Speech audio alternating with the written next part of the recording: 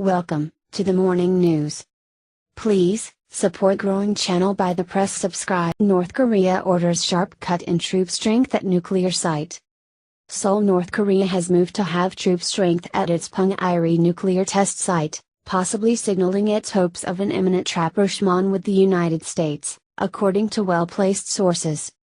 The decision to downsize troop numbers may be in anticipation that an expected meeting in May between U.S. President Donald Trump and North Korean leader Kim Jong-un will lead to a deal that results in North Korea's denuclearization in exchange for full bilateral relations, economic assistance and security guarantees. However, the sources said it would not be difficult to resume operations at Punggyeri if the talks fail to produce substantial results. On the other hand, this latest move by North Korea could be a step toward the eventual closing of the facility. Sources said the order was issued early this month to the 19th Regiment that is deployed in and around the test site. Transfer orders were issued to 2 of the 4 battalions that have been in charge of digging tunnels at the site for underground nuclear tests. The 4 battalions have a total strength of about 1,000. 2 battalions remain at the test site, along with about 150 members of an engineering corps battalion and 70 or so members of a military company in charge of security. If an agreement is reached at the Trump-Kim summit to denuclearize North Korea, the remaining troops at Punggyeri could also be moved and the site closed. Such a move would follow in the footsteps of past agreements. In June 2008, North Korea destroyed a cooling tower for a nuclear reactor at a nuclear-related facility at Yongbyon as a way to demonstrate Pyongyang was adhering to an international agreement on denuclearization. But sources said North Korea would only go ahead with the concessions based on steps Washington would take in response to demands from Pyongyang.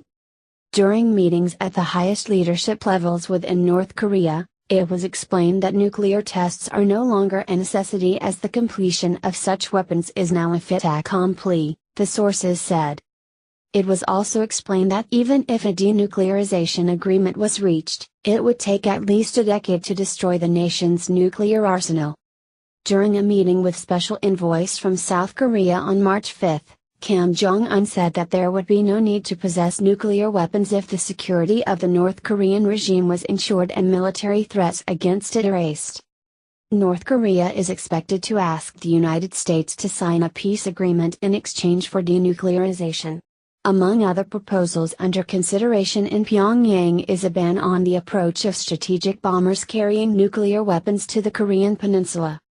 Shutting down the Punggyeri site is not a major issue, said a source with a strong grasp of North Korean affairs. If North Korea-US relations deteriorate, all that would have to be done is resume nuclear tests. There are other signs that the Punggyeri site may no longer be usable. Construction at the site is believed to have begun in the late 1980s after troops were stationed in the area. 6 nuclear tests were conducted there between October 2006 and September 2017. But the last test led to a landslide on nearby Mount Mantap, apparently because it was weakened by the nuclear blasts. South Korean experts pointed out that further tests at Punggyeri would be impossible because of the danger that radiation would leak if the program was resumed. If you like the video, give it a thumbs up and share it with your friends. Don't forget subscribe to the channel.